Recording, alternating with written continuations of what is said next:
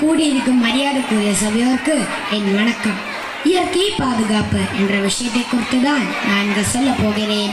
கடந்த காலங்களை திரும்பி பார்க்கும்போது வயநாடு நிலச்சரிவும் 2018ஆம் ஆண்டிலே மழை வெள்ளம் ஒரு மறக்க முடியாத துயரமாய் நம் முன்னில் உள்ளது. மழை பெய்தால் பயப்படுகிறோம், வெயில் அதிகமானால் வருத்தப்படுகிறோம். இதற்கு என்ன காரணம்? நம் முன்னோர்கள் முதலில் இயற்கையை பயந்து வாழ்ந்தார்கள், பின்னர் ஒன்றி வாழ்ந்தார்கள். ஆனால் நாம் இயற்கையை கீழடக்கி வாழ்கிறோம்.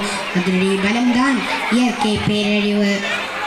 மனிதன் இயற்கையில் ஒரங்கம். இயற்கையை நம் தாய் போல் நமக்கு தேவையானவற்றை கொடுத்து நம்மை பாதுகாப்போம்.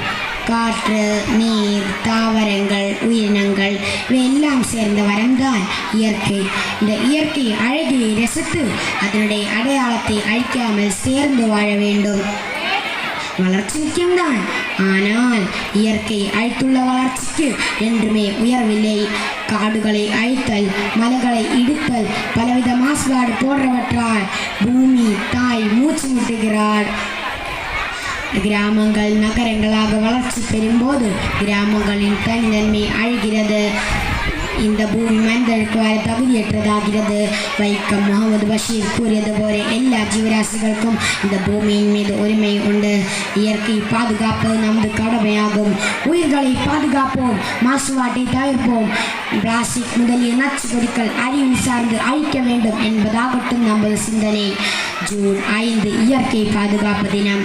அதுவும் வேறு ஒரு தினமாக கடந்து போகாமல் அதனுடைய லட்சியம் செயலில் கொண்டு வர வேண்டும். இயற்கை அனுபவித்து பாதுகாப்போம். கண்டிப்பாக இயற்கை நம் அக்கறையோடு அன்பு காட்டும். ஒரு செடி நட்டு காத்திருப்போம் ஒரு நல்ல நாளைக்காக என்ற வரிகளை நினைத்து கொண்டு ஒரு நல்ல நாளைக்காக பிரார்த்தனை செய்து கொண்டு நன்றி, வணக்கம்.